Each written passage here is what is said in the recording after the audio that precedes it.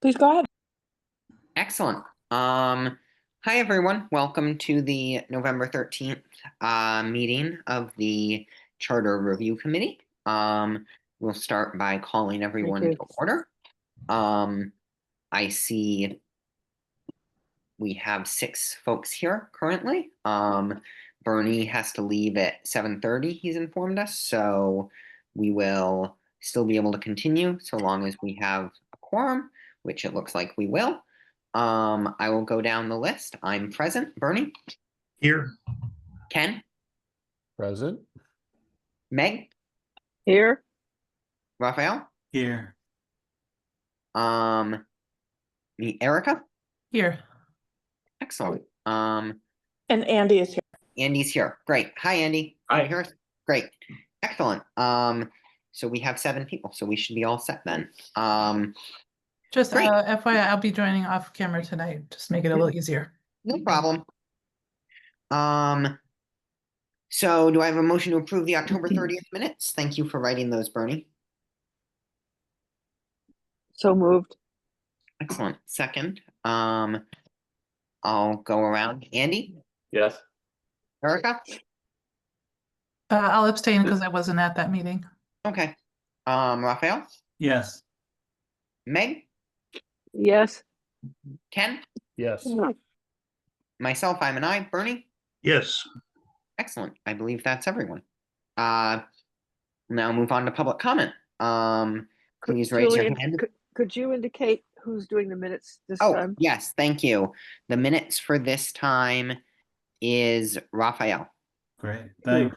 Alrighty. Thanks, Meg. Public comment? Any public comment? Raise your hand if you'd like to make a comment.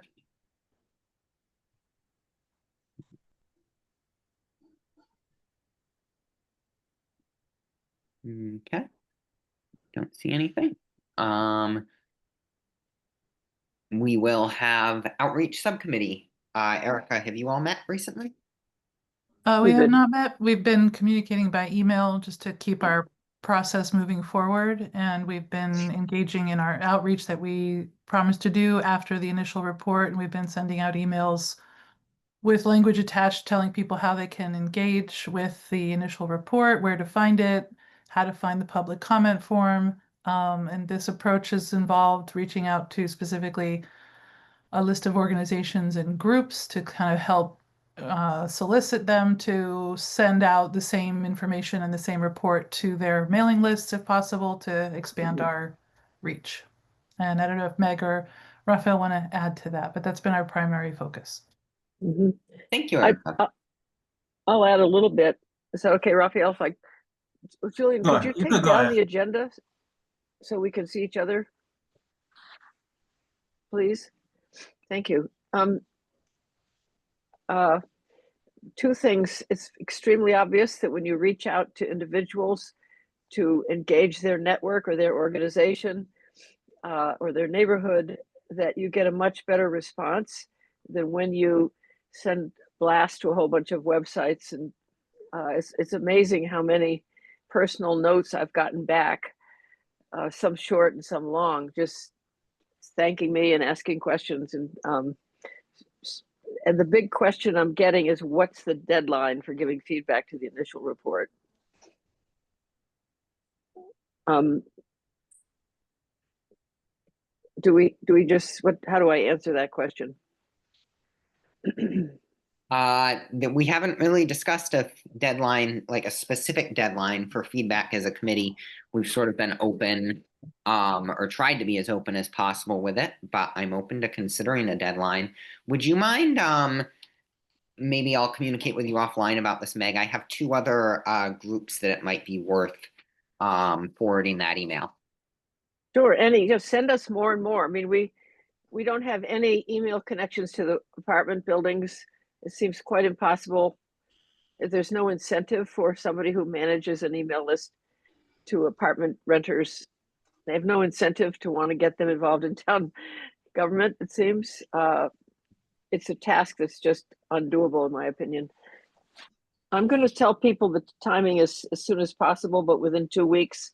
And there'll be another opportunity when the preliminary report comes out. Is that an adequate I don't want to not respond. No, that's great. Yep. Ken? Yeah, I was gonna say like 2 weeks, but in general, it's still a rolling, feedback situation. So I don't wanna discuss deadlines Yeah. necessarily, because just doesn't apply to us. To give some sense of urgency, absolutely 2 weeks, it sounds great. I'm gonna say it's a rolling deadline. 2 weeks would be great, and there'll be a second opportunity with the preliminary report. Yeah. Great. Um, And- uh, sorry, sorry. real quick, Go ahead. another thing. I don't know how the public feedback form works, the website form. Is it possible to gather up the email addresses that sent in comments and use that as an outreach list to say, thank you for your participation? You Great know, idea. I don't know if that's possible or not. So that's just an idea. And I'm guessing Sam would have to be a part of that. It's a great Great idea. idea. If I can jump in on that question, please. Yeah, go right ahead. So part of the acknowledgement in that online comment form is that your email address won't be made public. So if you can reach out to folks without sharing their email addresses publicly, so you'd have to do like a BCC, or I could help you send out an email list to make sure that their information isn't shared. Good point. Is it still Sam that needs to be the person to contact, Athena, to get that list of emails? No, I can get the list for you. Just shoot me an email. I can follow up with you, Athena, about getting that together. Okay, super. Thank you. Excellent. Thanks. Andy and then Raphael. Yeah, I was just going to sort of piggyback on the idea that we had talked about people giving feedback more on the preliminary report because we'd have more language and stuff in there. But I think the idea of rolling feedback and encouraging them to look at both this one and the preliminary is good. Raphael? I was gonna say it's great that we're shifting to getting some additional feedback. I don't know if other members of the committee want to reach out to their networks as well, but it would be great for us to share the list of folks we've contacted with this group and see if there are others you want to add. I think we should be clear though about how additional input would be used. Meg's question about timeline, important one. Are we addressing additional input for the preliminary report, for the final? Where are we with like addressing additional input from the community? Good question. Like what part will it play in this process? I would say feedback received now at this point would be probably end up drafted either as in the form of an amendment to the preliminary report or would end up in the final report. I don't see it making any edits to the like entire structure of the preliminary report at this point. The preliminary report has not been drafted yet. though. Correct. Yes. So let's be clear as a whole group. You've proposed something.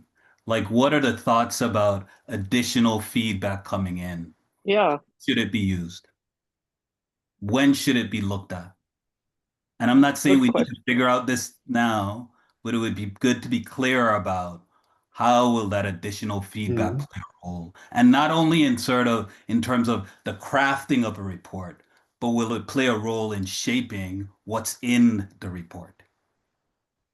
So it's just questions to consider as a group, a whole group. Andy?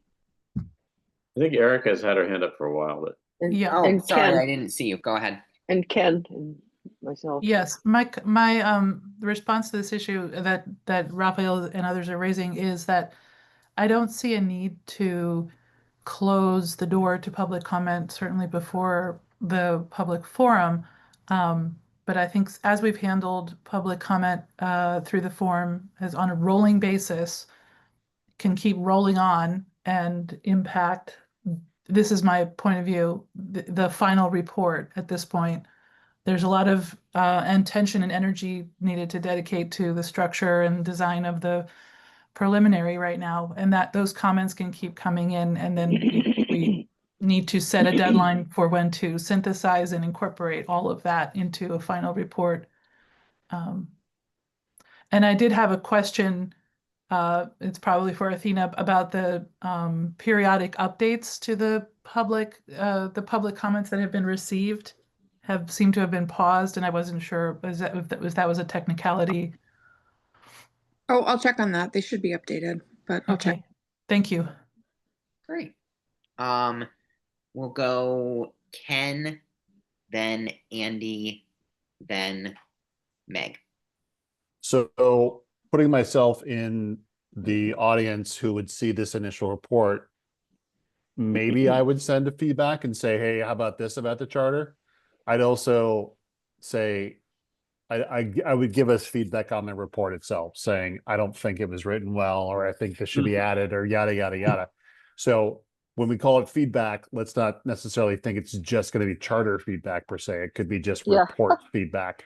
So we may not be dealing with a whole lot. I mean, I have no crystal ball, but if I did, I would think that a lot of comments will just be about the report itself and not necessarily about the charter, as much as we're going to want those things for the preliminary report. So to Raphael's sort of suggestion, I mean, there absolutely has to be a cutoff date for feedback, and it's got to be, after the preliminary report is released and we get the feedback, this public forum or whatever, we have to draw a line in the sand and say no more.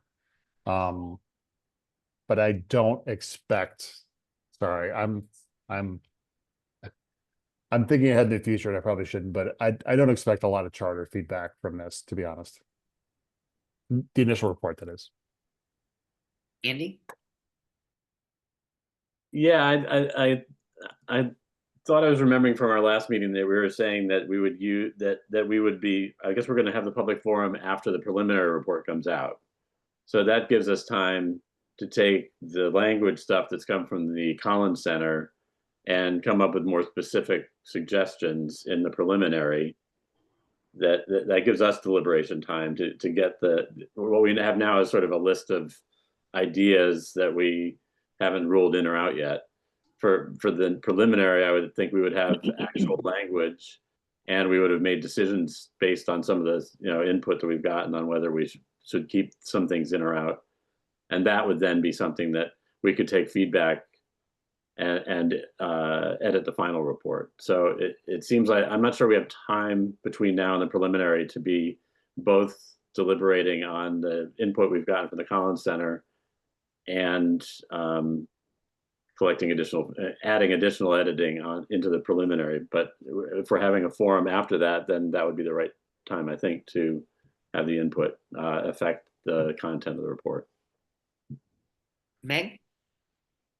I think Andy might have said what I was going to say, which is, in writing the preliminary report, we should, probably the most important thing we have to do at this meeting tonight is plan the timing of the preliminary report, the schedule and the public forum and so on. We should get clear on what Andy just said in terms of the timing. To what extent are we going to take in new feedback before we write the preliminary report, which could slow us down, which we can't afford to do. I'm Raphael? sort of agreeing with Andy. I'll pass. Okay, I'll pass. great. Other comments on outreach subcommittee? Meg? I scheduled the public forum for at the only place we can afford, because it's free, which is at Bangs, for December 8th. And if we can't, Bangs is extremely in demand. So if we can't, I'm wondering, perhaps I should schedule another date as a backup. We can always cancel in case we are not ready by the 8th. But if we're not ready by the 8th, we're getting. I think the 8th is a fine date to be ready by. But at the end of this meeting, after we've discussed the timeline, let's reflect on that question. Okay. It's free to book another night and then cancel it. But that, on the other hand, any later than that's starting to get a little scary. Erica? Yeah, that's all I was going to say is, like, let's have the conversation about the report work and then decide about the date. I don't think it's a bad idea Yeah. to have a backup, but let's have the conversation first. Yeah, Other comments? No, great. Feedback subcommittee, have you guys met at all? We have not met. I did produce for Erica or for the purposes of the ultimate report, we had that 5-tab Excel sheet, which will not be accepted by the website. So I took the 5 tabs and translated them into one Word document that's a chart, and then that became a PDF, which can be posted. So all of the things that were in the Excel are now in that one sheet. So that's something that once Erica looks at, and I guess I can send to all of you, and we can have that as input. But I think as far as the feedback subcommittee, we haven't met since our last meeting. Great. Comments, questions? No? Thank Okay. you for doing that, Andy. It's heroic. Yeah, thank you. I'm just looking here. It says preliminary report plan and timeline and preliminary report group and plan. Basically the same thing. I'm going to lump those into our next agenda item, and we'll discuss that. And we sort of touched on timeline and feedback in what was said. So I'm basically just going to move us along to the preliminary report group and plan. And then once we've discussed the preliminary report, we'll spend the rest of the evening, or most of the rest of the evening, discussing the feedback that we received from Collins Center this afternoon. So I guess I'll start us off. First off, do I have any interested or eager volunteers who would like to write or help write the preliminary report, considering that more than 3 is a subcommittee?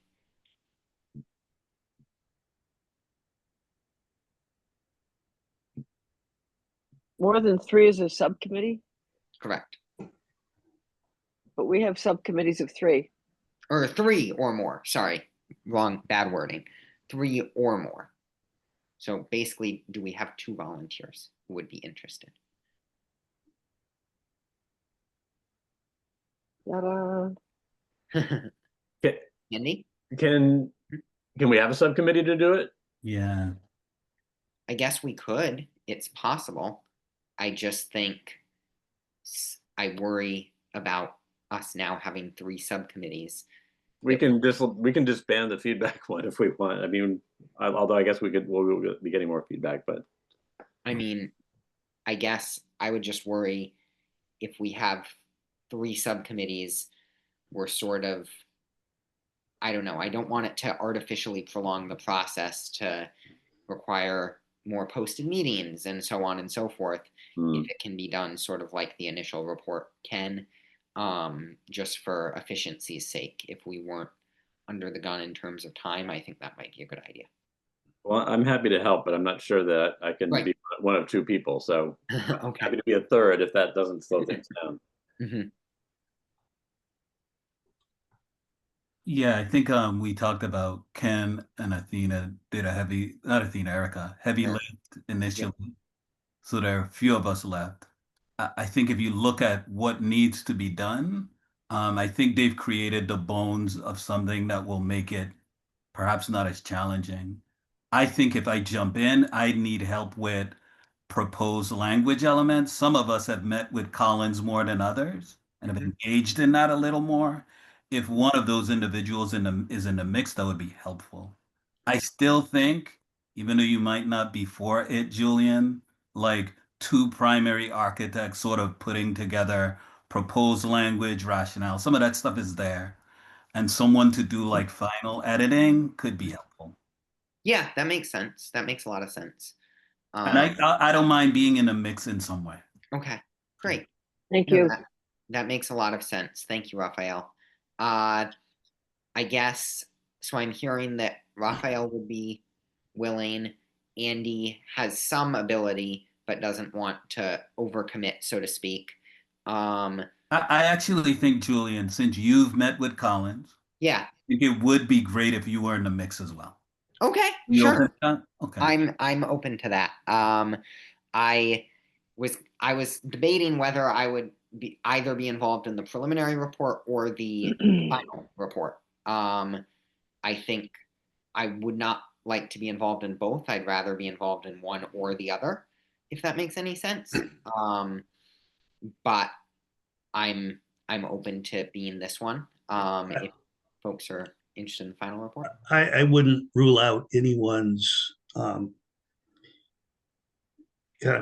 participation in any phase here, because we've got some folks who are very strong writers. We've got some people who have some good ideas, so I wouldn't want to take anybody out of the mix. Depending on what people are seeing as the preliminary report, I mean, I can offer some. My thought was I would take the laundry list, if you will, that we have with all the that we've discussed, and that is part of the interim or the initial report.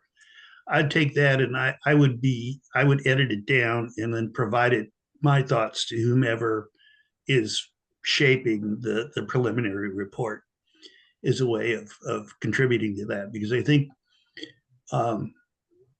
I would hope that would be helpful. Yeah, Right. absolutely.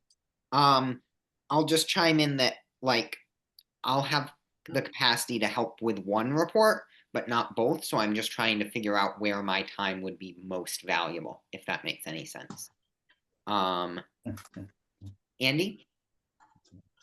Yeah, I mean, I think if we make a decision as a group on which of the Collins Center input we want to accept, and in the cases where they provide language, which language we want to accept, then it's a pretty simple cut and paste at that point. We're moving from abstract to concrete. And so that seems like it's a task that any one of us could probably do and hand it off to, another group, or other people to edit or whatever. So, or any two of us. So, Andy, do you want me and Raphael to work on the preliminary report and you sort of be a proofreader? How would that feel to the committee? Fine, It's fine. good. That's Um, fine. Yeah, that's two people is a very nimble, it's a very, very nimble crew to do that reflecting on my time with Erica. that Things move back and forth very fast, but it's nice to have a third. and I think Perspective. it'll be useful, especially if you have sort of a sense from from all of us about which parts we're accepting and which parts we're not. Then it's pretty simple. It's fairly straightforward. So that's good with you, Raphael and Andy? Yeah. Great. That's good with me. I'll probably limit my involvement in the final report, but that is good with me. Meg? Do we want to think about writing an essay about the things that aren't related to the charter that we've discussed so many times that we're going to somehow try to address, but that whole other category? You know what I mean? Actually, Meg, I wouldn't mind working with you on that. Okay, is I've that, been thinking about this a little bit. wait, is that, who said that, Andy? Yeah. That, I'd love, great. Great. I think we've said it so many times and it's come up from the public. Do I you think- guys want to good. work on that? And would you prefer working on it to attach to the final report or to the initial, or to the, preliminary report? Oh, let's see how, Far you get? what do you think, Andy? I think we could do it pretty expeditiously. Yeah, we're not talking a tome. Yeah. It's like a few points. A list and of themes. Acknowledging that some we've things heard, that we've heard. mayor, important to- transparency, blah, blah, blah, Yeah, So, I'm thinking that we could have in each of the upcoming reports, the narrative will be fairly sparse. It will be that 3-column recommendation sheet. Right, It will have all the detail in the language, and it'll be whatever those recommendations will be framed by the narrative, and having a short narrative or even bullet points as to what we've heard that's In not addition, in addition to the charter. I mean, there's some real emphasis needs to be given on to people's understanding of how the council operates, of communication, of access to council Right. members. That all, the fairness, the notification issue, all that stuff needs to be pointed out and right, accounted for. Mhm. good. So Andy and I'll get together and we'll let you know that when we think we could do that, a draft. Great. Again, it's not long. It's just acknowledgement of what a large number of people have mentioned. Mhm. I think that's a great idea. Erica and then Raphael. Yeah, I wanted to actually as far as we're writing, you know, an appendix or some sort of these things that we're talking about as extra items, extra to the charter. I'd like to be part of that conversation. Oh, great. And just in general, even though I think we can probably write something expeditiously, I would propose that we give ourselves the time to think that list through and bring it for, you know, revision discussion in this large group and aim for the final for inclusion, Great. even So if if it it's- starts now. Yeah. If it's not a formal subcommittee, 3 of us are not a quorum. We could just meet. Right? Andy, Erica, and I. I think that's right. We don't have to be a subcommittee. We're just a group that's bringing something to the whole group. Athena, could you clarify for us? I'm not completely sure, quite frankly. A subcommittee is a group of members who are designated by the full committee to take on some work for the full committee. So if you designate 3 members to accomplish something for the committee and then bring it back for the committee to approve or to move forward, then you've created a subcommittee, whether you call it that or not. How about we just agree to do it without being asked? Trying. Have we broken some rule by pairing off to write portions of the report? No, because it's just 2 members. No, it's 3. If it's more than one, then you get into subcommittee territory. If the full okay. committee has Ay, ay, ay. designated more than one member to do something on its behalf, then you've created a subcommittee, whether you call it that or not. Okay, got it. If you Thank you. authorize one member Yep. to do something, and then that one member maybe reaches out to other members for proofread or for input, as long as you're not going around and around with a quorum of the committee outside of an open meeting, then you're good. Okay, I will reach out to Raphael for input. I think Athena just said that single people could be rogue members and do anything they want to. Is that correct, Athena? I'm just kidding. I'm just kidding. I'm just kidding. But that's what you said. Anyways.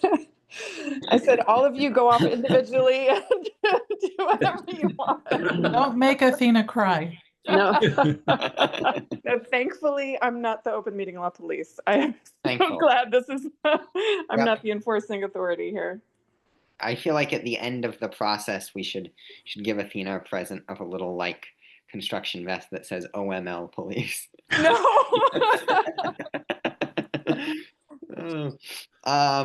Anyway, so that sounds good, Meg and Andy. I guess Raphael, sorry, I didn't see your hand there. Yeah, I think I think we could move pretty swiftly with a preliminary report. But I wanted to keep on people's radar, like the final report, there's an ask about reasons for recommendation. So folks should keep that in mind as we progress. Mhm. So the Great. final report requires that. Excellent. Mhm. And I was just going to sort of add one thing, which is now that we have the group, we'd like to draft it. And pretty soon here, we'll start considering the Collins feedback and sort of voting up or down to whether to include it or not. When would the committee prefer that me and Raphael come back to you all with the preliminary report? And do we want Meg's and Andy's time or addendum attached to that preliminary report, or do we want to hold off to the final? I heard Erica talk about sort of giving that extra time to hold off to the final, which I'm totally open to. But I just wanted to hear the rest of the committee's thoughts on that. Raphael, is your hand still up? Oh, my bad. Okay, Bernie? Yeah, I'm agreeing with Erica's suggestion that we focus now on, my preference would be we focus now on the preliminary report and then have that addendum running in the background so that it can be refined a little bit more, and we can ensure that it's inclusive. I think holding off on the addendum to the final report is fine. Right. As long I as- mean, the other piece that I think is we want to focus the discussion around the preliminary report on the content of the charter, Great. as opposed to those issues which are important, but not, they can't be impacted by the charter. I guess Andy and Meg, if you guys just want to check in with the committee in early December, at sort of our first December meeting, and then we can go from there. But hopefully the final report to have that attached is fine. I'm gonna propose, and I don't know how folks feel about this, that myself and Raphael get the committee the initial report, or preliminary report by December 1st. Does that seem reasonable? Is that for a final or a discussion in committee? My hope would be that we are able to vote it by that time. So do we get to see it? How far ahead will we get to see it? Probably at the meeting beforehand. So Ken, do you want to go ahead? I'll give you the date on that, Meg. Yeah, I was based on Meg's scheduling, I think of December 8th for the Bank Center. I think to discuss the preliminary report, we absolutely can't do it December 1st. We have to do it much earlier, do we not? Yeah. Am I following this right? Because people won't have read it. Yeah. I mean, 2 weeks has been like sort of what I've felt like enough time for people to digest something that we've thrown out there. I don't think we have 2 weeks. 2 weeks is Thanksgiving Day, so Yeah. I mean, look at the number of meetings we have. Yeah. We have next So week, the 20th. Have a meeting on the 20th and the 4th. And the 4th, and then if we approved it on the 4th, we could have a forum on the 8th, but we have to walk people through it. So when would we want the report to the committee by? I guess if we want it approved on the 4th, it would have to come to the committee by next week, Wow. which seems fast. We need to go through all the recommendations of Right. the Collins Center. Exactly. Which we probably won't finish doing tonight, realistically. No. Yikes.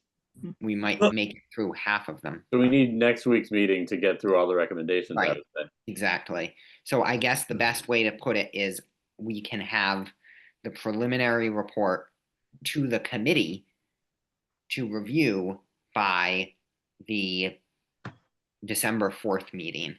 And if it takes longer than that, and we could hopefully approve it at that meeting, and if we can't, we would approve it after the feedback on it on the 8th.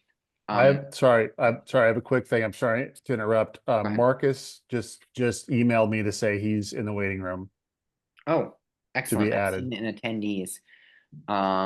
Thanks, Ken. Thank you, Ken. Let me try to bump him up. Athena, can you bump him up?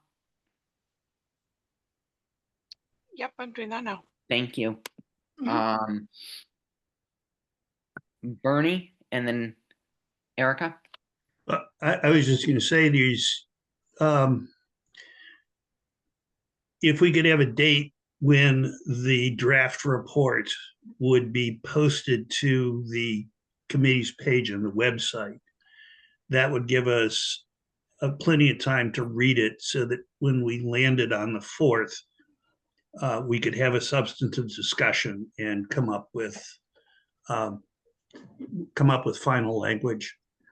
And if the report goes through a second draft, again, to post that to the committee's website so that we're not, we're opening it up to everybody.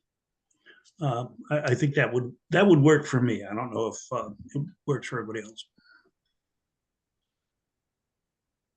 Okay, Erica? Sorry, before I make my comment, Bernie, I just wanted to understand what specific date you were pinning as the date that we posted on the website. We could post it on the 26th or post it on the 1st. The 26th would be preferable. I think, Athena, are we all, is the office closed on the 28th?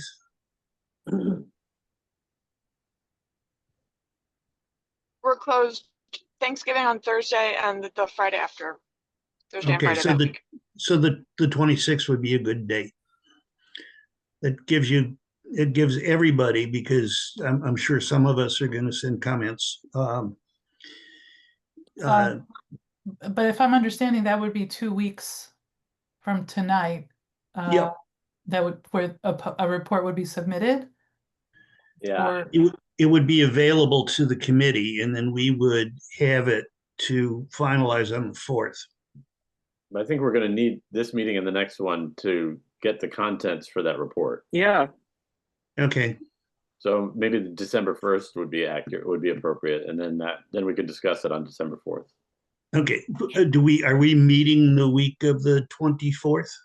Are we No, meeting That Thanksgiving would be week? Thanksgiving. 10, we're not meeting Thanksgiving week. Okay. So, Sorry. That's okay. can I make my comment? So I was thinking that it would be useful to sort of work backwards from our potential public forum date. mhm. It seeming like from where this conversation is, December 8th seems like it might be soon. yeah. Because we probably want at least a week between the time that the report is publicly available and has been submitted to council, and the time that we hold a public forum, just even for the sake of promoting it. So wondering if we need to move a public forum to the week of December 15th and use those first 2 meetings of December for true draft review and revision to complete that preliminary report. I had a comment, and Raphael, chime in. I know you're going to be working with me on this as well as Andy. I think we spend some of tonight, hopefully the next hour, going through and voting up or down on the Collins Center feedback. We continue and finish doing that at our meeting on the 20th. Then, in between the time of today and the meeting on the 20th, I can hopefully get you all sort of a cover page to the initial report, similar to the preliminary report, similar to what Ken did. And then after our meeting on the 20th, me and Raphael can work on basically copy pasting the language and preparing an actual document with the committee's voted recommendations, and hopefully get that to the committee by December 1st. That way we have some time to work on it. We aren't really sacrificing our time with family because we have time on the 29th, the 30th, as well as the weekend of the 22nd and 23rd to work on that. We get it to the committee on the 1st. The committee has 3 days there to review it.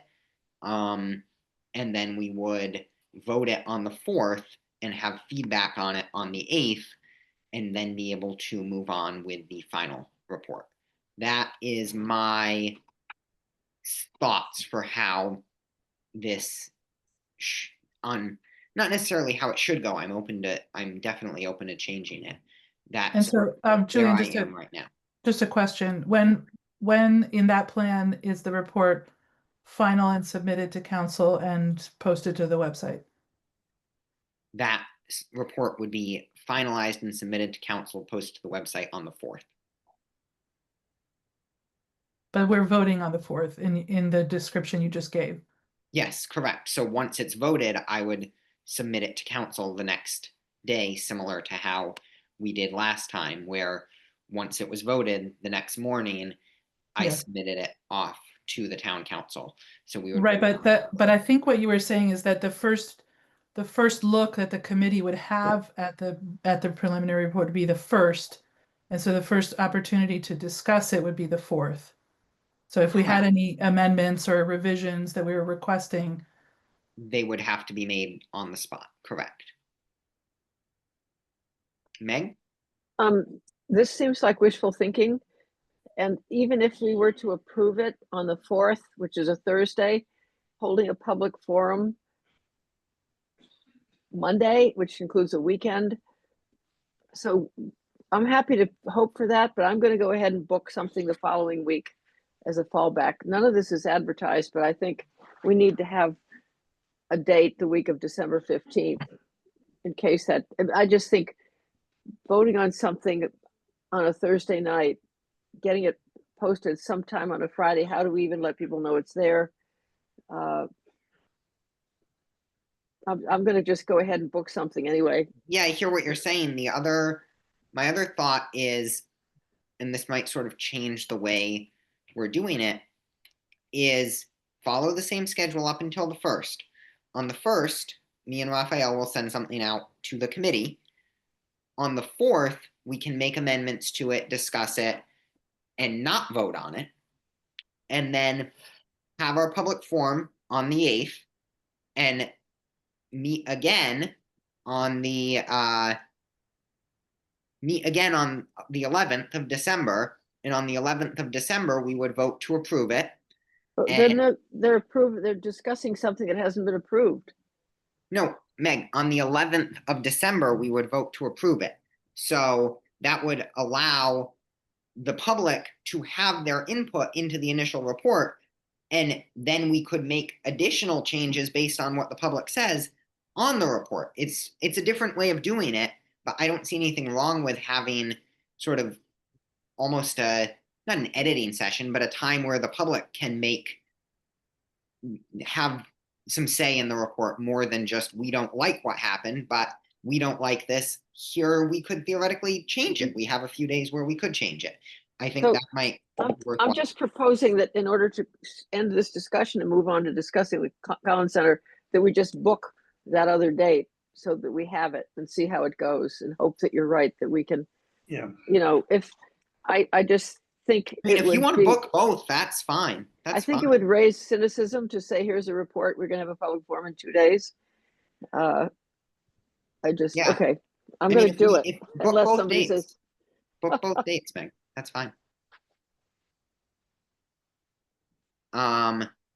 Yeah, and that way, whatever happens, we have 2 dates available and we can choose which one is best for us. But either way, I'll have a report to you all, hopefully by the 4th. Does that seem appropriate? Erica and Marcus have their. Sorry, thank you. Erica and then Marcus? To be clear, our charge is that the public forum is to be held to discuss the preliminary report or in response to, so it definitely needs to come after that in the timeline. And if we're meeting on the 4th to have our first discussion of it, then I think we would need to have it a few days before in hand. So we're talking December 1st to have it in hand. December 4th, we would discuss it. I think that's where what we're looking at here. And then we would vote on it December 11th and have the form on the 15th. In the week of the 15th is what it looks like to me. So you guys get the form from me and Raphael December 1st. We discuss it the 4th. Edits are made. Then we vote on it the 11th. And we have I believe the 15th is the first day of Hanukkah. but we would have the form on the 15th. And then after that form, we would move on with drafting the final report. Starting on the 18th, we would Right. have a group drafting the final report in hopes that they would be able to get that done sometime over the holiday.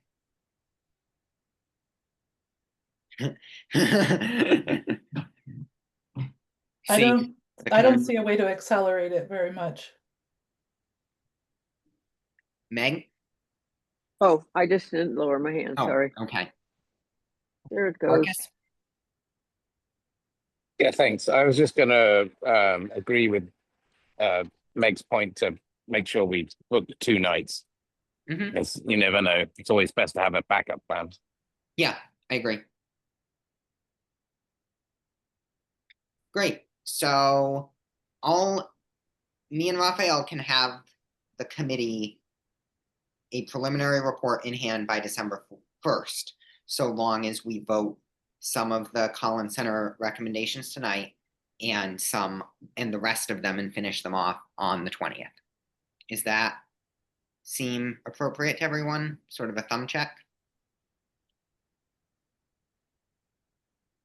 Great. Okay. Any other comments, questions on this? No? Okay. We will now spend the next hour or so, maybe an hour and 10 minutes, discussing the Collins Center feedback. It is my goal to be able to vote whether the Collins Center feedback constitutes an official recommendation of our committee or not. And that means whether it goes, that language or that item goes in the initial report or it doesn't. And it's sort of our final check on it. Some folks might not be comfortable with this, but that's how I'm hoping to proceed. Do you have any questions? I'm going to screen share. When you say goes in initial report, do you mean preliminary report? Preliminary report. Thank you. Yes. Thank you.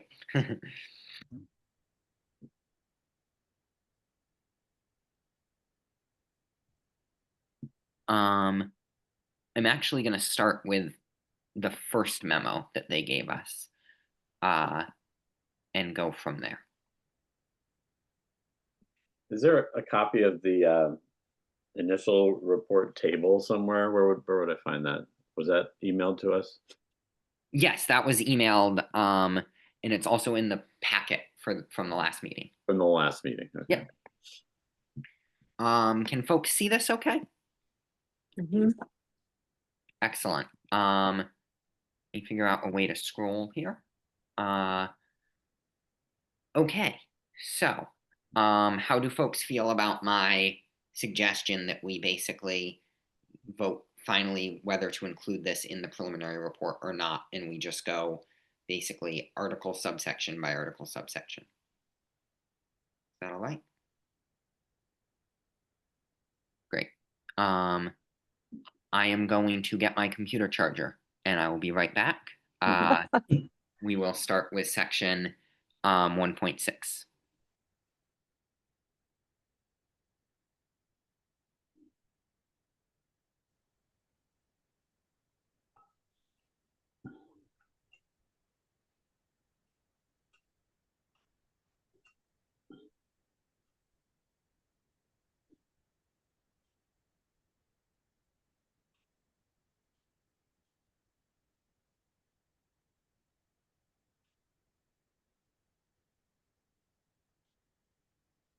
My document starts with 2.3.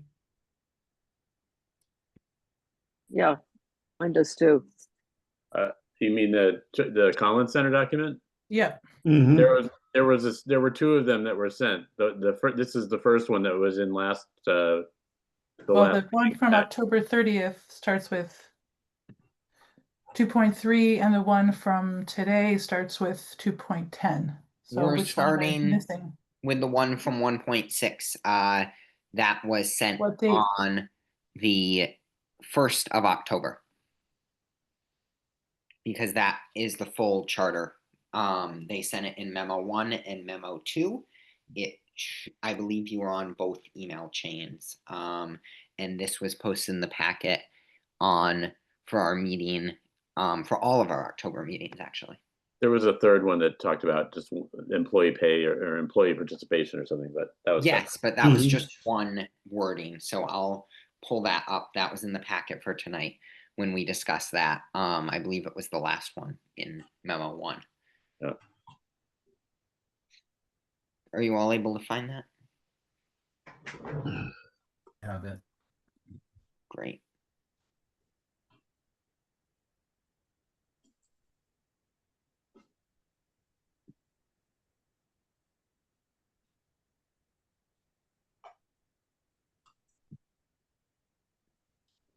Okay, so I'm going to get us started with 1.6. And I do believe, just out of formality, I know it may take a little bit longer, I'll call on everybody for yes, no, and I will first call on folks for comment. So we'll go 1.6. Does anybody have any comments on 1.6? Ooh. Okay, I don't see any. Would we like to vote whether to include this as our recommendation in the preliminary report? And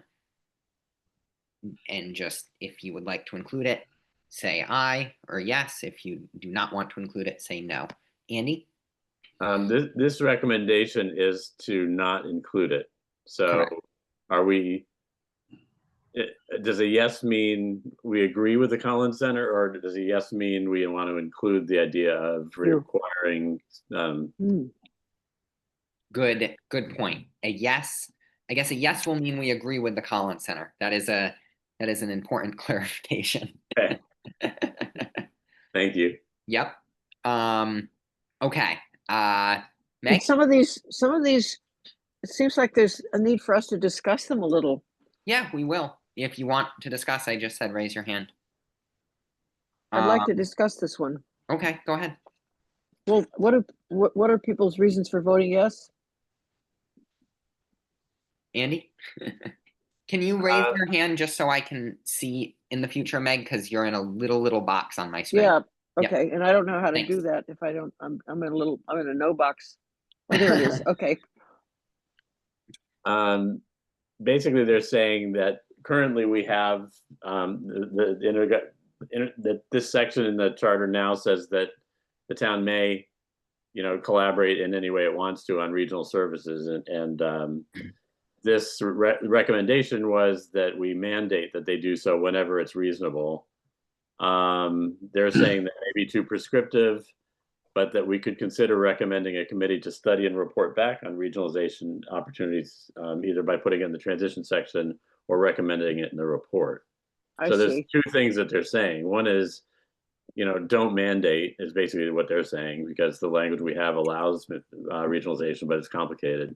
And then they're saying, but you might want to highlight the idea that, studying regionalization opportunities would be a good thing. So I'm glad you're on the council and I'm not.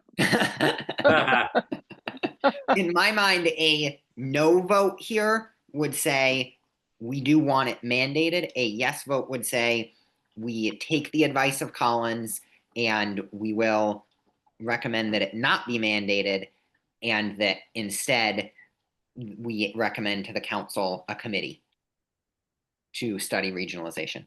Bernie? Yeah, I'm not sure why we would even consider including a mandate. I mean, this was intended to give the council and the city the opportunity to do regionalization when it makes sense.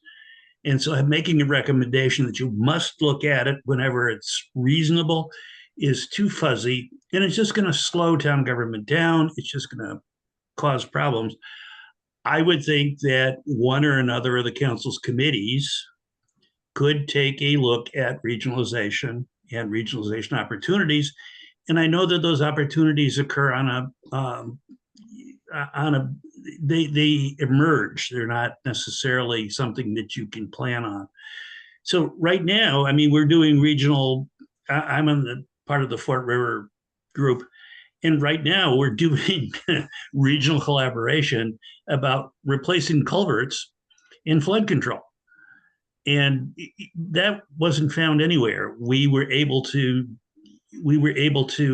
because of this permissive language in the charter, the city was able to go ahead and apply for grants, and we do outreach to the towns around us because watersheds don't obey political boundaries, and we're moving forward. I just, this is asking for too much time and too many disturbances in the way people operate. So my thing would be is, I agree with the Collins Center. It's no reason for it. And if one of the council committees, or if the council wants to form a committee to study regionalization, that's fine. But I don't think we should be recommending a mandate. Marcus? Oh, thank you. Yeah, I was just going to say I agree with the, let's put this to the come up with the recommendation to form a committee to look for these opportunities and get the language that way. I do agree that a mandate is not really the best way to go forward. So I think what Collins is saying is great, and let's use that. Yeah. I think yeah. Okay. Thank you for this discussion. Erica, Yes. Erica has her hand. Erica, sorry. Sorry. Erica, go ahead. This discussion brings up a point, which is this: even though we are going to have a yes or no, up or down vote, it sounds like one possibility that we are going to land on is that we agree that it should not be mandated. However, we recommend that it could be that regionalization could be studied. That's just an example. We could phrase it however we want to phrase it. Point is, where does that go? Where are we writing that down? And how is it going to be incorporated or included in the preliminary or I turned final off my report? camera. What? I'm sorry, I heard somebody say something. Sorry, that was, never mind. A mistake. Okay, so anyway, my point is, even if we decide that the original suggestion, which said it should be mandated, we're taking Colin's feedback, perhaps, we haven't voted yet, and saying we don't agree it should be mandated, but we feel a certain way about the idea of regionalization. That just needs to be documented somewhere as we go through and vote, even though it slows things down, because otherwise we'll have to go through this again. Andy, and then Marcus. Yeah, so I mean, I guess my thinking is that I would vote that we accept the recommendation to not change the language in the charter, and that we add this notion of studying regionalization in the sections of other things that came up that were not necessarily requiring. I mean, we could put something in the transition section to say you must report back on regionalization, but to me, it seems like it might go better in a list of things that came up, like the things we were talking about earlier. And one of those would be, a recommendation that there be a study of regionalization opportunities. Marcus, we're on our first one. I understand we want some discussion. I think that's healthy. Yeah. Sorry, I was just trying to be quick and say, I mean, this Yeah, doesn't really say, there's no mandate called out. It's just saying, let's go study it. So that study may come out with a mandate, it may not, but I'm down for putting it in a group. Whether we put it in the transition section or in a list, that's further later. I think it's a great idea to study it personally. Raphael? So I guess connected to Erica's point, like who's tracking this process right now? That was the main thrust of what I was trying to say. Who is detailing like the decision? So if folks go ahead with, yes, we should study, who in this process right now is charged with tracking this? Is it you, Julian, or someone else? So when me and Raphael, when we make the initial report, or the preliminary report, excuse me, we will add this if it's voted yes, and we will add a recommendation that it be put to a study rather than into the charter. Let me say it another way, Julian. Maybe your memory's great, but who's tracking this in the moment? So Oh, in the I- moment, I think it's the Erica and Andy and me, a committee that's gonna write that. it- No, that somebody No. needs to no, notes on but it. who's tracking our decision currently? Yeah, right I now. would think it Oh. would appear in the It's minutes. gonna appear in the minutes and it's gonna appear on a recording that gets posted to YouTube All right, tomorrow. great. Yep. And that's what I'll watch to be able to write this. All right. Okay, I'm gonna stop taking questions at this point, and vote on this. So let's move forward. I'm sorry, Julian, I'll start, yes. just a question on the vote. Mhm. Can we vote on, first of all, whether we want to make this a mandate or not? You know, Yes. accept the idea that we don't want to make it a mandate or not, and then have a vote on whether we include it as a requirement in the transition section or whether we recommend it in the committee's report. Sure. Yeah, I'll move to accept the Collins Center recommendation and not have it as a mandate in the charter. Second. Great. Raphael, Yes. your hand's still up, just so you know. Oh, my bad. No Sorry. problem.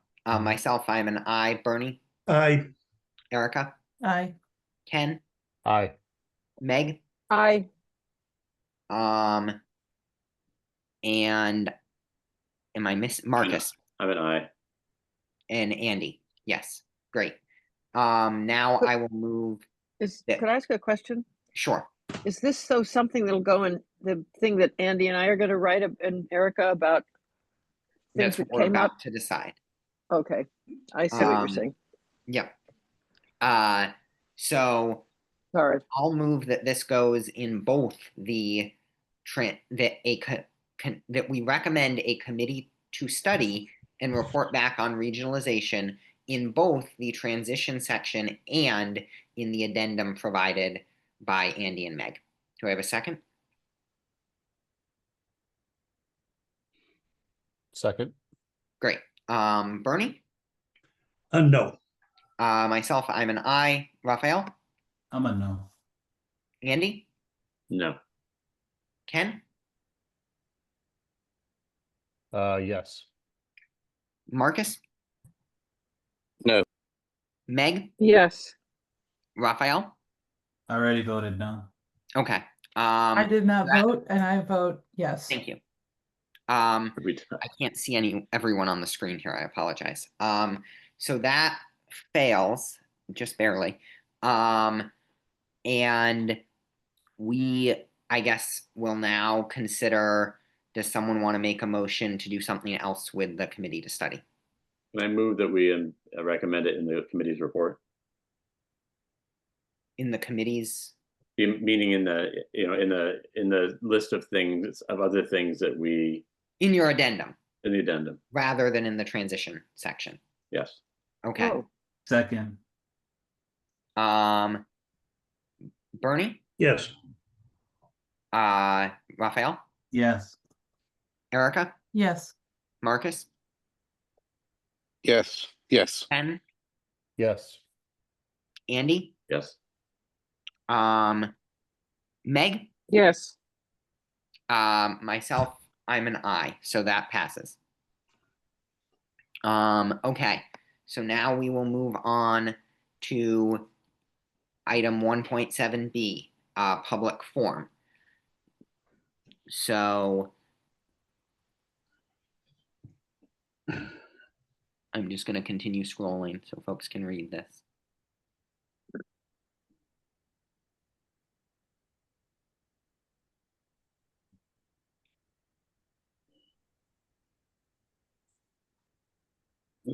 You've gone too far now. Sorry. gone too There's fast. two paragraphs that the Collins Center is suggesting as changes.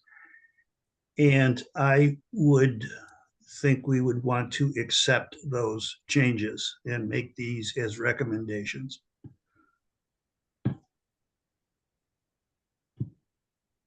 Yeah, Yeah, I'm in agreement. Andy? basically the concern was that these things became sort of stilted because it was a mathematical thing about you needed to give exact same time to people in the public or people providing input, providing context from the committees. And so this is just rededicating this Cleaning to that up. having two-way communication, but not having that rigid Right. time for each, which if you only have a few people showing up, people are just sort of sitting around and waiting. Great. I think that's I will move to accept this from the Collins Center for both the town council and school committee public forums. Do I have a second? Second. Sec, Okay. I'll take that as Andy. Bernie? Yes. Raphael? Yes. Erica? Yes. Myself, I'm an I. Andy? Yes. Ken? Yes. Meg? yes, And Marcus? Yes. Excellent. So now we will move on to 1.7 multiple member bodies. wait, what about the school committee? That was included. Oh, okay. Got it. Okay.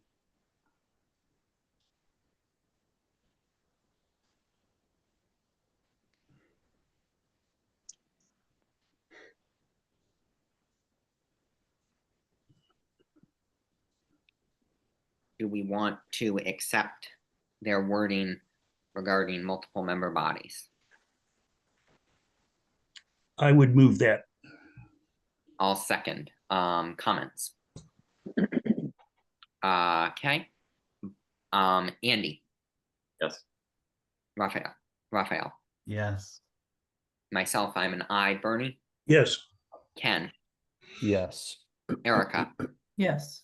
Meg? Yes, Marcus? Yes. Great. D. Measure.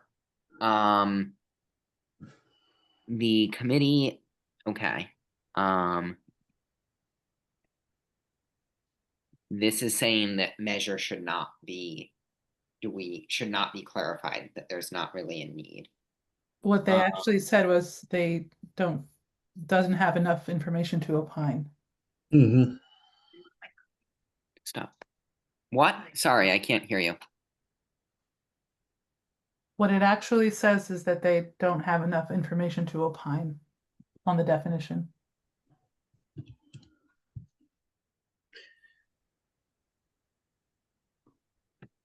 Sorry.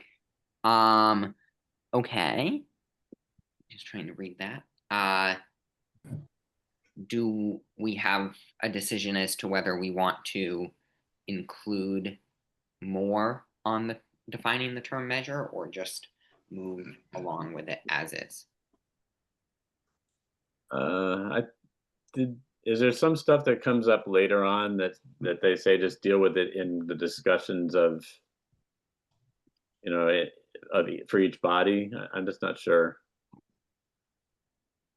I'm not sure.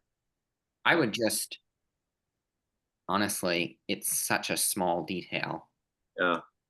I mean, can we get a sense from Athena, like what the issue is here? I think this was one of Mandy's suggestions. It was one of the very. Yeah, but I mean, it comes up in the council, so maybe Athena has a sense of. Athena had to leave. Oh, she did? Okay. Not on the meeting. Bernie? Okay. Can I? Yeah. Go ahead. Go ahead. I just wanted to acknowledge that in the initial report is included one of the discussion notes from when we originally talked about this item, and the note is, it has not been the council's practice to treat all matters adopted by the council as measures, nor are procedural motions treated as measures. Clarification would be beneficial. So even though the Collins Center is not making a specific clarification suggestion, from one of our previous discussions on this item, we did have the sense that some clarification would be helpful. I Bernie? realize we're only voting on Collins stuff right now, but that's the case for this item. Bernie? I went ahead and looked at as many definitions of measure that I could find. And the one we have in the charter is about as broad as you can get. So it means virtually, I think you're gonna, this is like how many angels can dance on the head of a pin. If the council does anything, it can be a measure, considered a measure. Whether they want to call it that or not is another matter. But it basically says is the black letter says any bylaw, order, resolution, or other vote or proceed adopted, or that the town council might adopt. So it's as broad a measure, it's as broad a definition as you can get. And I'm not sure how much benefit there is to narrowing it down. I think this is honestly, I think it's fine as is. It hasn't really been a problem to my knowledge. Mhm. And it seems like a relatively minute detail. I'd rather that we use our time wisely on sort of bigger issues in the charter, if you will. So should we have a motion to not change the language about a measure? Yes, I move that we keep the language as is. Or recommend no change on a measure. Do I have a second? Second. Second, Great. Any comments? No. Bernie? I vote yes. Myself, I'm an I. Raphael? Yes. Andy? Yes. Ken? Yes. Meg? Yes. Marcus? Yes. And Erica? Yes. Great. Okay. This is another slightly more important, but also small clarification. Definition.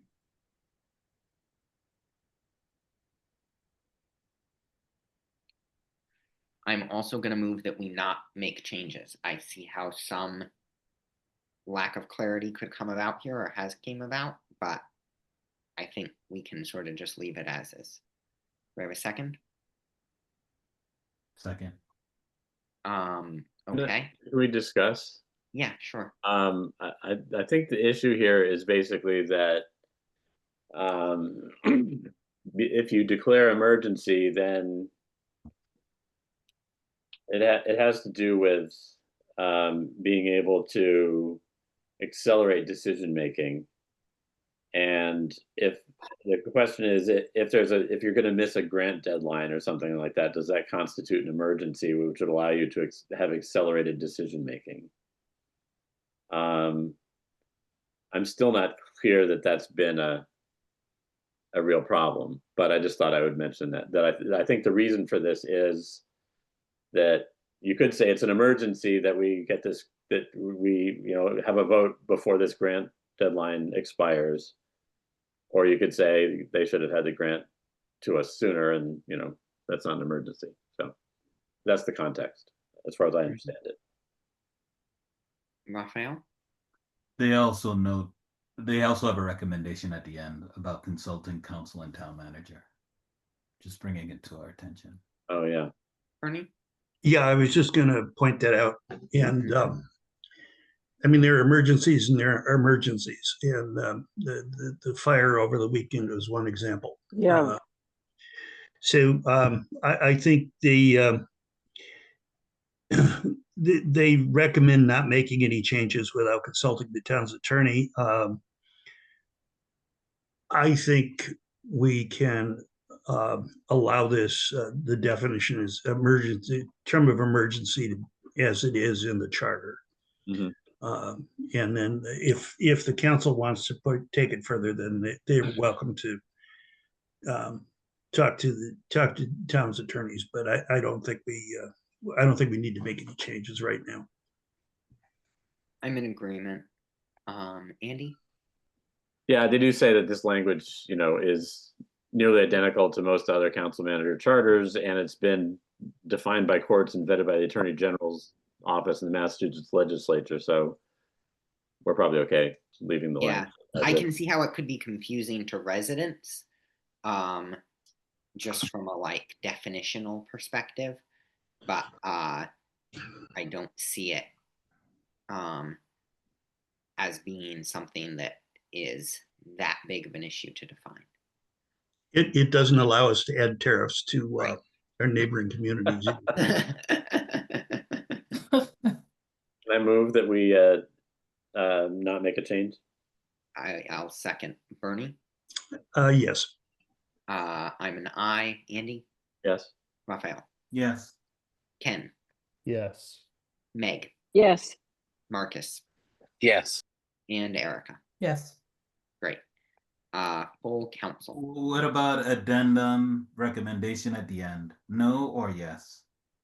If you look at what the project team recommended, are we including that anywhere or moving forward? My sense is that we're saying don't change it. They're saying consult about any potential changes. I think we're moving forward. We're not changing at this point. Raphael, were you making a motion or just? Yeah, I just meant like they're saying should we recommend a consultation with regarding this issue? Yes or no? Thanks, Erica. How would that happen? Would we just send a like a note Well, to we the have town some things. manager, or We have some things in our addendum, some additional things to consider. Wondering if that should be in play. so consider adding it to the addendum where we say this Yeah. is it came up. Yeah, I mean, I don't see why not. Is that all right with you, Andy? Sure. Great. Full Is it count- okay with everybody? Yeah, is it vote on okay? it? Should Wanna we vote have on it? some thumbs? Okay, I'm considering that okay. No objections. Just for the sake of time, this is taking fair amount of time.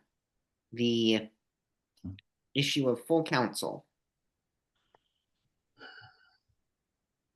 But basically, they're saying it rather than change the language, they're saying delete this definition in Article 1 and define it where it's referenced in Article 2. And I think they provide those Language. definitions in Article 2. I support. I'll make Can- the motion to approve. the Can you council repeat that, Andy, please? There's a definition for full council here, which then gets applied later on. And what they're saying is rather than defining it here, just define what it takes for a vote in Article 2 for the council and in Article 4 for the school committee and so on. Right. I would support. So I'll make the motion to approve this. Do I have a second? Second. Great. Bernie, Yes. Raphael, Yes. Ken, Yes. Andy, Yes. myself, I'm an I. Meg, yes, Marcus, Yes. and Erica. Yes. Great. On to Article 2. I just wanted to reference this, that the Collins Center provided us exact language on this issue later, and it is in the packet. Do folks want me to screen share that, or do they have folks read over that and feel ready to vote as to accept or not accept their proposed language? What does this one say? This is their advice regarding it and some information about it. However, they ended up providing us language later on that is in the packet that I can screen share if we want. Yeah, I think that's relevant. Yeah, I will screen share the language because that is probably officially what we would be voting to adopt.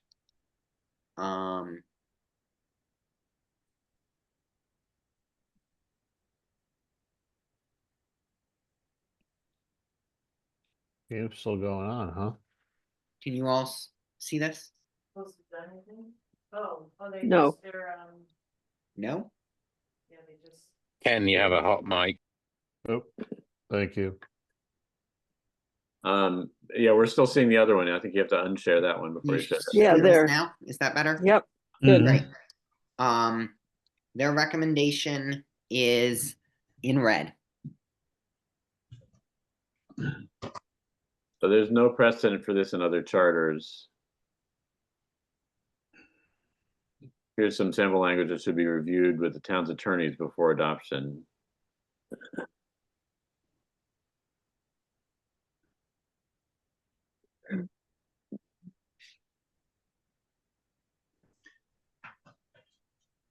So we would have to review this with our attorneys before it's adopted officially. So that would be something that would have to be done pre-final report. But to include this in the preliminary report, I'm going to make a motion that we do include their recommendation of the language in red in the preliminary report. Do I have a second? Can we discuss this? Yeah, but we have Can we to see the second motion language from to the discuss it. other one first again? Because I think that Yeah. laid out some of the. I think Sure. folks should read if you have, you should just spend some time with reading what is noted in this document, the first one. Yeah. Before the language, you should really pay attention to what they're asking. Let me figure out, do you all want me to screen share the other document again?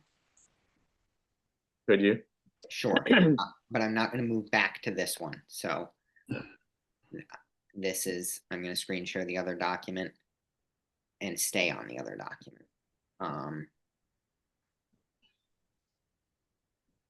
There's a conflict of interest. You should read. You should make sure you read.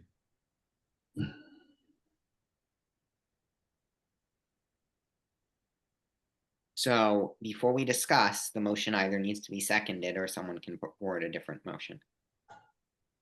Well, I'll second it for the discussion.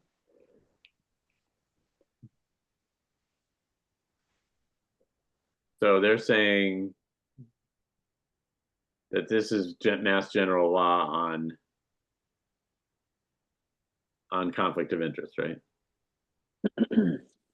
Correct. This is, and then the other thing So that they- I just screen shared was the language to Okay. substitute. You scrolled through that Sorry. a little too quickly. And I'm trying to get 2 words in before I have to go. Mhm. Okay. I don't see a problem with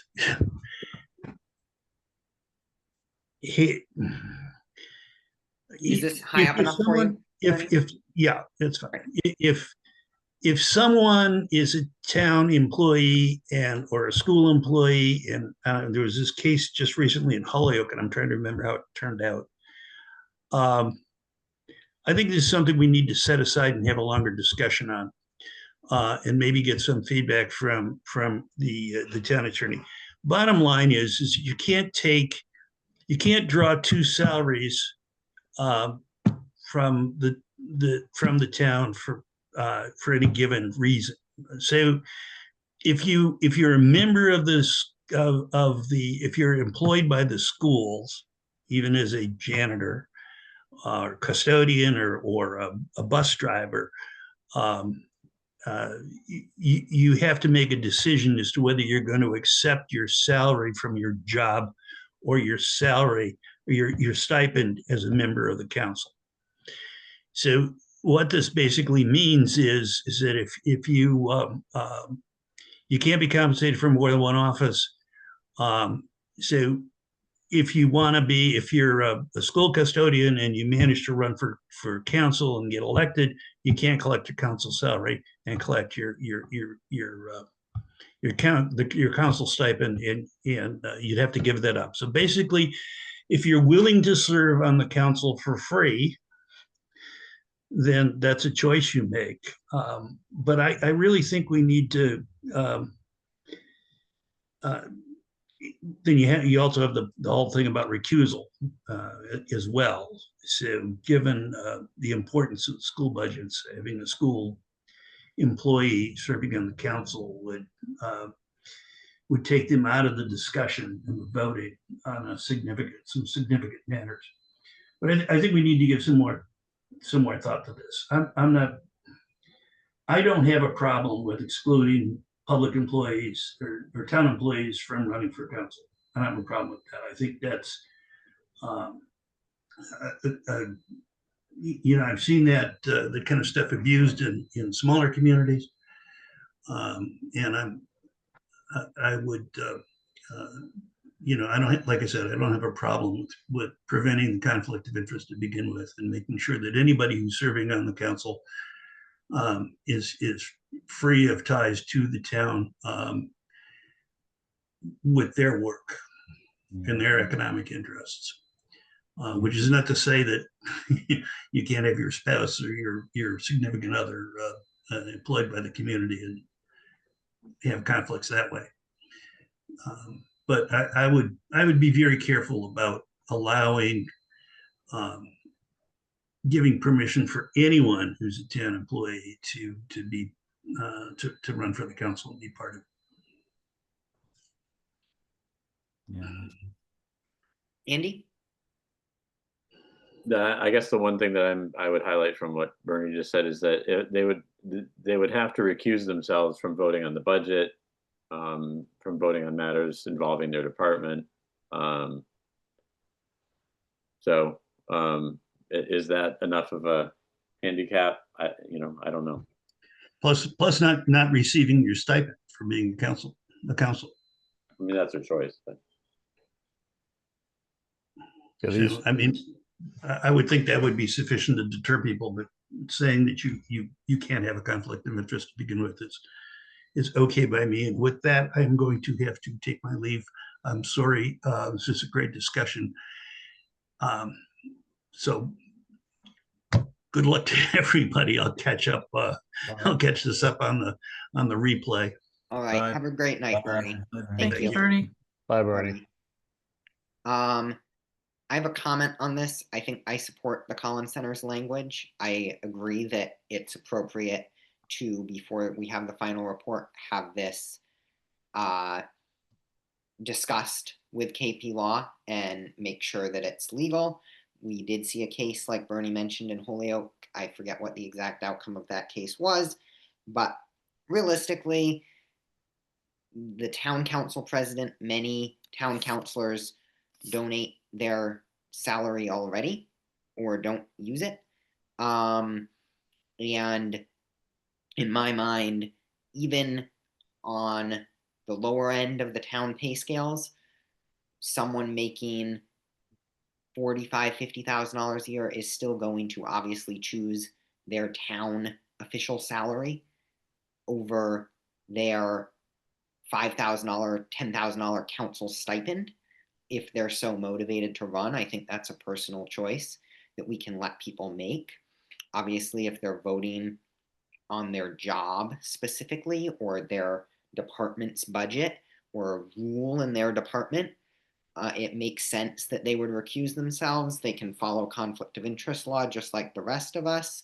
Honestly, the council votes on many measures regarding the town. The council votes on many measures regarding Amherst College and UMass. We don't have a provision saying that UMass professors can't serve on town council. The town also does allow, like, we have town employees who pull multiple compensations from multiple different budgets across town. If say, town employee works in one department and does a side gig in another department, they get compensated through that other department budget as well. So I don't really see any problem with this, with allowing people to serve. And I think broadening the pot is a good idea, especially when we're not even really talking about, we have a limited amount of people who run for town council already, and school committee and library trustees. Library trustees was completely unopposed. And it just doesn't, to me, make sense to say no to people who are interested.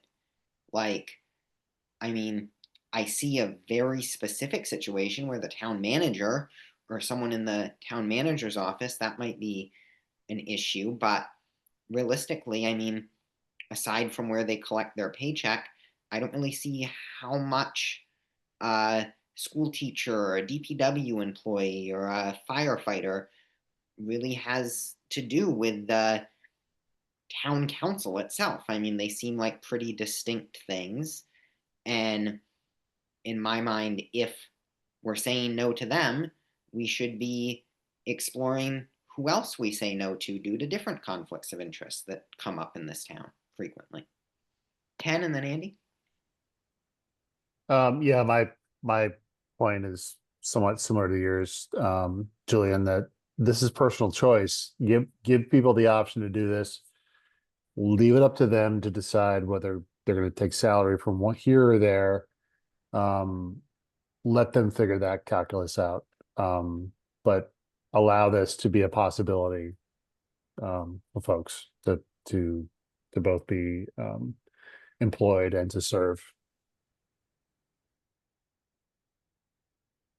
I would also point out it cuts folks off at supervisory level. So like a department head wouldn't be able to serve. Andy and then Raphael.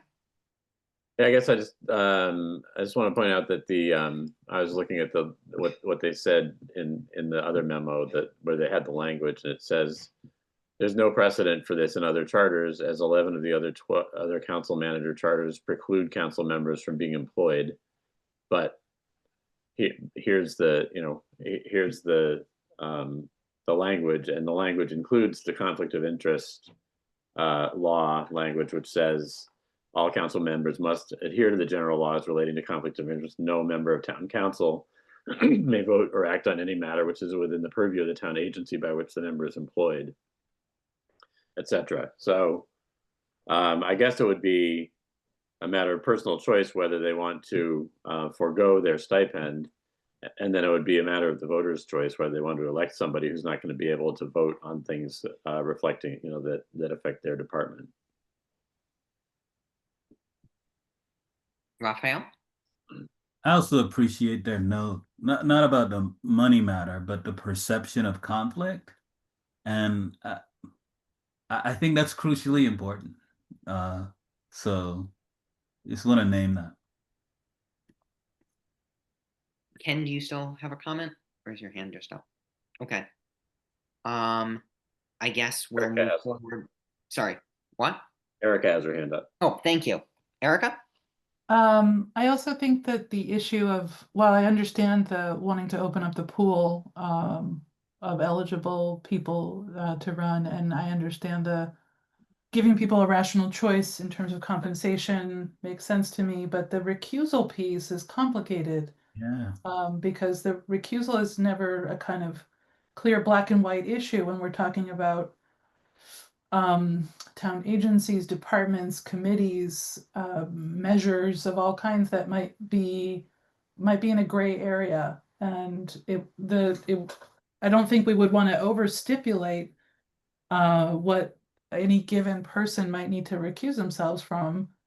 But you run the, it's just fuzzy. It's quite gray what a person, depending on where they sit in their second position, would have to reasonably recuse themselves from, and it might actually disempower them quite a bit. Yeah. If you take the interpretation of recusal broadly, that they'd have to recuse from quite a lot,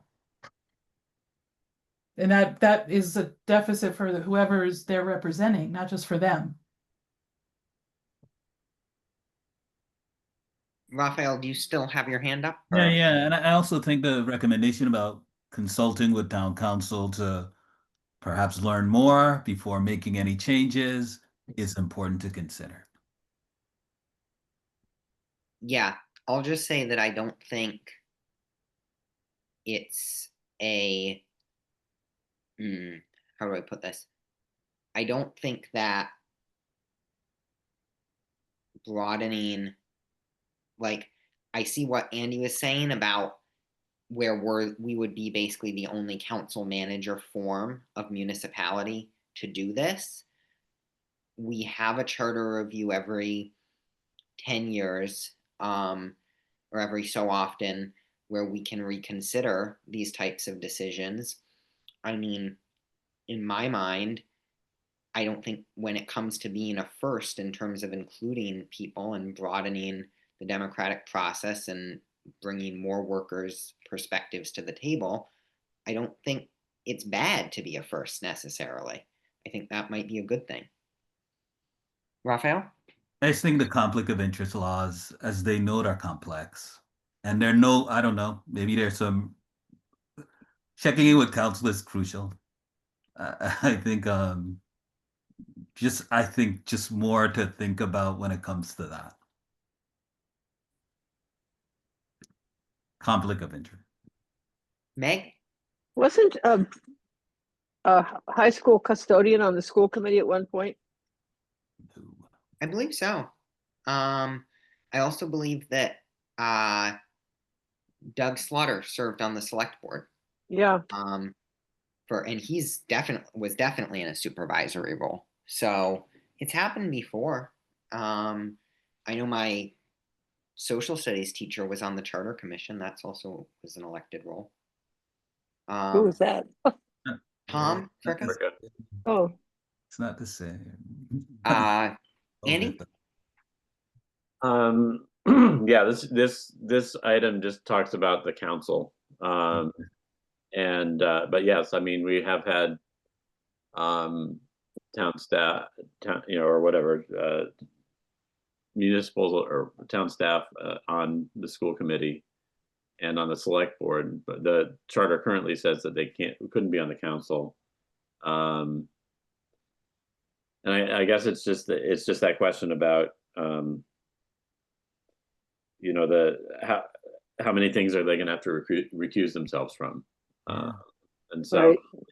what's the value that they bring if they can't vote on things that, I mean, they could bring a perspective and they could talk, but they could not vote. So I mean, I guess if you're looking for a motion, my motion would be, or do we have a motion already? We have a motion already. I would also entertain just sort of pushing this off if we want to have more discussion on it. I was gonna say, let's table this one and get an opinion from Ken? Yeah, I agree with that. Yeah, I'm happy to table it. I mean, Andy, to sort of address your concern, it's like this is in the hands of the voters for them to like see somebody who could be totally restricted in their ability to make a decision. It's not our decision to curtail those people. It's up to the voters to decide that, hey, this person's gonna have to recuse themselves from a bunch of things.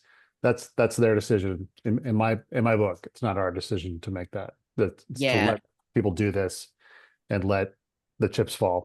I would just point out that like the way it's structured, we don't allow a teacher or a library employee or a school custodian or whatever to serve on town council, but we do allow them to serve on library trustees or school committee. So like, to me, that's just antithetical to say you can't serve on town council, but you can serve on the committee that's basically directly governing your role. And the policies that you have to follow in your job and the more minute details of how your job gets funded, etc. I mean, when you look at what the school committee votes on, sometimes the way they're voting budget line items or gift funds or whatever, someone could accidentally vote to give themselves a raise in a way that could probably never happen on town council if that same person was advocating on the council level. So it just, I think as is really doesn't make sense to me. Andy? I think Marcus was first. Sorry, Marcus, go ahead. Yeah, thank you. I was just going to kind of reiterate Ken's point, right? It's up to the voters. They can decide if that person's going to be able to vote or not enough. And that should be the topic of the discussion then. But at the same time, your point about someone being on the school committee, they can vote themselves a raise. They can suggest a raise, right? But the money still has to come from the council. So there is a difference there, and I think it's a very valid one. But yeah, I'm still just let it up to the voters. Andy? Yeah, in the end, we're passing things on that we think the council should consider. So to me, I think Julian points out an inconsistency that we do have with the school committee and the library trustees. So I guess I would be okay. You know, I see the point of that, and I think passing this on with the language that the Collins Center has proposed is a defensible position, and I think it broadens the discussion and doesn't close it off. So I think I'd be okay with it. Yeah. So I guess currently, and any other comments, questions on this? Andy, what were you okay with in the end? Saying yes to the language that the Collins Center proposes, I see. because you know it gives the council the opportunity to consider this. And Andy, is that school committee, someone, is that accurate? In terms of who has served on school committee? We had a custodian who was the chair of the school committee, I believe, and he had to recuse himself from voting on the budget for the school committee. And he Oh. eventually moved up to being like a foreman, even. So That was Ben Harrington. yeah, was he good. had some supervisory roles too while he was chair of school committee. Okay. So I mean, I never saw a problem with it personally. Watching the school committee, I actually thought he brought some pretty good I perspective. mean, we've had people on the committee who had relatives there, and even then they had to recuse themselves from voting on the budget that would pay their relatives. So Okay. So where are we going with this? I'm thinking that we have two options here. So we can either vote on this now because I put a motion on the table and it was seconded by Meg.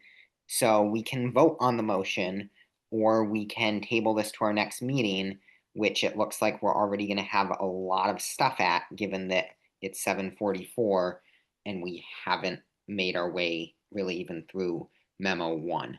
So just in the sake of time, I'm in favor of voting this now. So does anybody have an objection to voting this now? I'm gonna vote no, but I'll wait for other people to share. Okay. Meg, Could you remind us what the motion was? the motion is to adopt the Collins Center language and to pass that on in the preliminary report. So Oh, I'm gonna sorry, go- and that language includes the recommendation to go to the lawyers with it, right, too? yes, correct. Yes. If we choose to include it. Correct. the language is just the language that they gave us, which Correct. doesn't have anything about going to the lawyers. Correct. Well, didn't it say isn't adopting their recommendation include their recommendation to go through KP Law? I thought we were just going to adopt the language to say we suggest that you include this language, and then we can always on the side ask people what they Yeah. feel if it's in a preliminary. And I mean, in my mind, we're adopting the entire recommendation as a whole, but yeah, For the language again, Julian? yeah, can we see the language?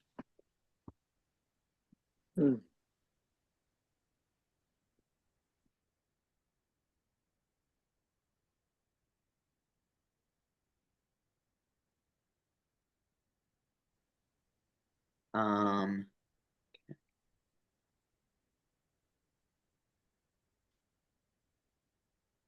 okay, I think I'm gonna call that we vote on this now, just because I've screen shared everything back and forth a few times now, so I think I'd like folks to feel comfortable voting at this point. Has everybody seen that? I'm gonna begin us with voting. Myself, I'm an I. Ken? Aye. Andy? Aye. Marcus? Aye. Meg? You're muted.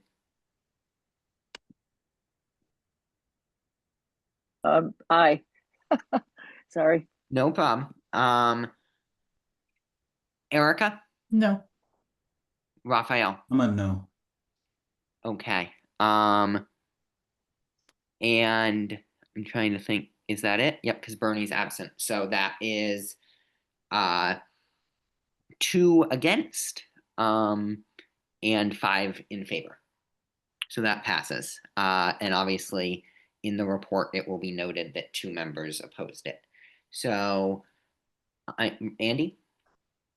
Just a note that this will be in the preliminary report, and we might get a bunch of feedback at that point that says, here's new stuff that you might not have thought of, and we can always change it in the final if we decide to. But the idea would be this would go in the preliminary.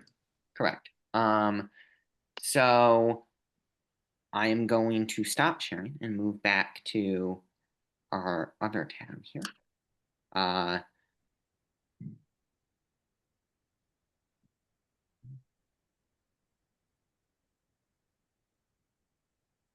Okay.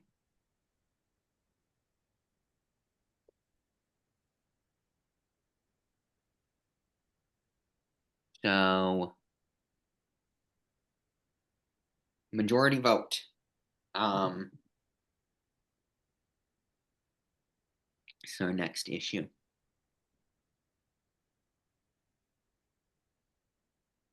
I don't believe that Collins provided actual revision language No, yet. they did not. The project team can draft language for these options when the committee makes a recommendation. So we have to decide what recommendation we want to advise them to draft language for.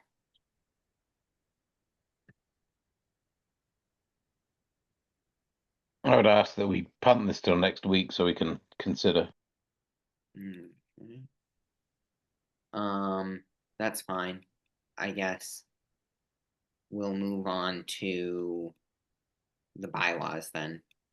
210.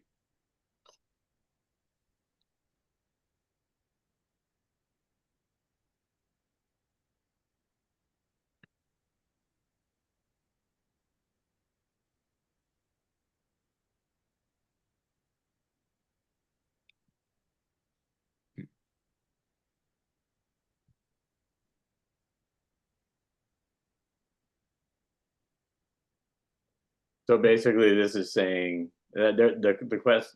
I'm sorry, Julian. Sorry, yeah, I'm just trying to find the pages here. Oh, I right. believe that this is it. This is the end, right?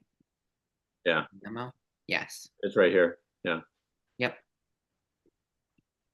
So basically, we got some input that people weren't sure whether read at 2 meetings meant voting twice or just reading it the first time and voting the second time. They felt like it was pretty clear that it would be read at 2 separate council meetings.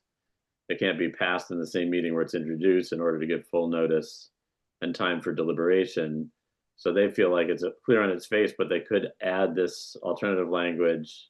No ordinance will be passed finally on the date it is introduced, except in the case of emergency measures as provided in section 2.10b. I'm all in favor of clarification here. Marcus? Yeah, I would agree with that too. I think it's worth those extra words. Yeah. Okay, I'm gonna move that we accept this additional wording. Marcus? Second. Okay. Comments? No? No, Okay. they're beautiful words. Myself, I'm an I. Andy? Yes. Marcus? Yes. Raphael? Yes. Meg? Meg? I'll go back to you. Erica? Yes. Yes. No, I'm Great. here. Yes, I'm a Excellent. yes. I couldn't Yep, get I gotcha. muted. That's fine. Okay, this is adopted. Did we lose Ken? We did lose Ken. Yes. Do we have a quorum? We didn't get Raphael. Raphael, Yeah, sorry. I said yes. We do still have a quorum, though. So I think we'll just, this last one, majority vote. How do folks feel about this one issue? In my opinion, we should ask them for language for both options and decide which we prefer at our next meeting when we vote on the memo that they gave to us today?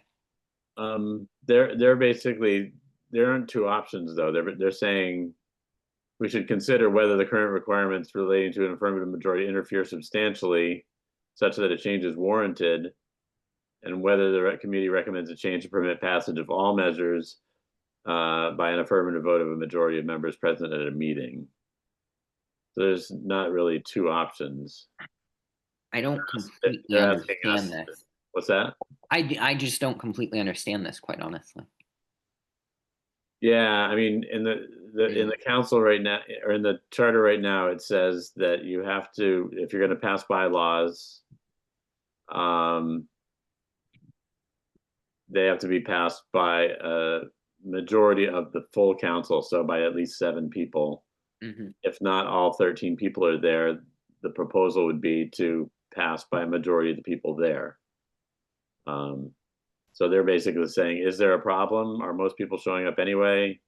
And are you talking about all measures, or you bylaws and otherwise, by an affirmative vote of a majority of members present? I mean, everybody pretty much always shows up. Maybe one member sometimes isn't there, but usually. Yeah, I mean, I'm not sure we can necessarily, rely on that going forward, right? I agree with you. Most of the time, everybody's there, but we should be cognizant of the times when they aren't. So they do say, notably, none of the council manager charters limits council members. I'm looking at, I don't know if you're looking at the same thing I'm looking at, but I'm looking at the. Yep. Yep. It says one community, Randolph, allows all measures to be passed by a majority of members present and voting, which removes abstentions from the total present for purposes of counting majority. This, however, can create the situation where there's less than a quorum of members counted in the total vote, so it's not a recommended definition.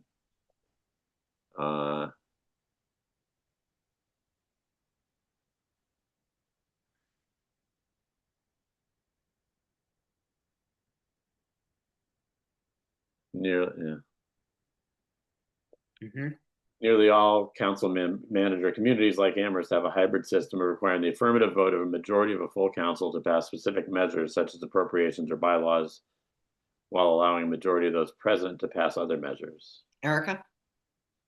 Yeah, that's the real hair to be split, which is under what conditions or for what issues, or, I personally don't see a good reason to change something to majority of the members present unless there's a specific definition of what those conditions would be. Mm-hmm.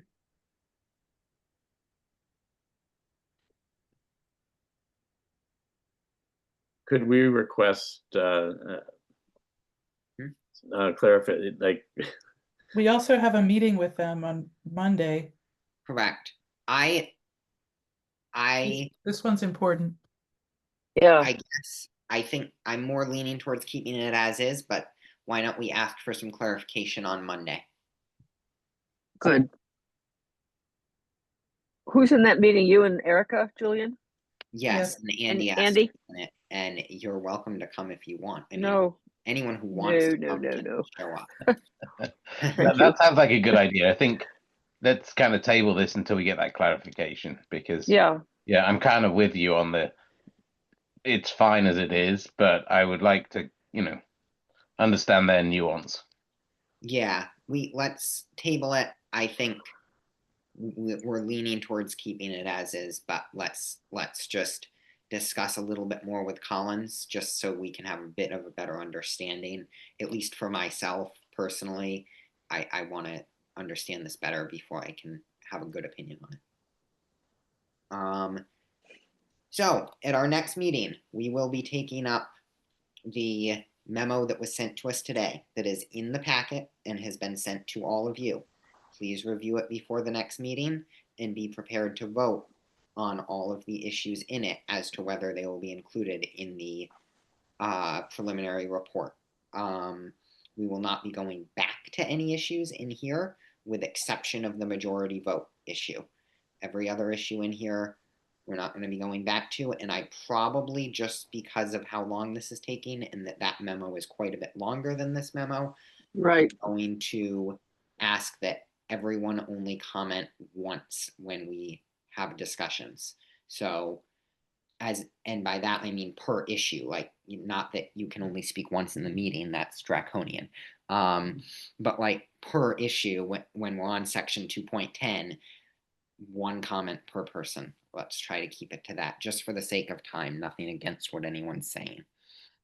Other comments, questions? That'll probably take the entire meeting, so I don't see anything else on the agenda, but we are meeting next week at 6 o'clock, so we're on a weekly schedule now. Andy? Just noting that now that we've voted these items, the writing committee could start putting those into the form. Right. So. It depends on how much homework I have this weekend, but if I don't have much, I will start this weekend. Other comments, questions? Do I have a motion to adjourn? Second. Great. Raphael, Yes. Erica, Yes. Meg, Yes. Ken, welcome back. Thank you. Yes. Can you delete the screen? Oh, never mind. Yeah, sorry. Meg, yes. So we can see everybody. Good night, everybody. I'm a yes. I believe that's everyone, correct? Yeah, I'm a yes too, but I'm Yeah, out thank of you, here. Lucas. so- So you moved. Great. Okay. Have a great night, everybody. Bye-bye. See you guys. Aye. Bye.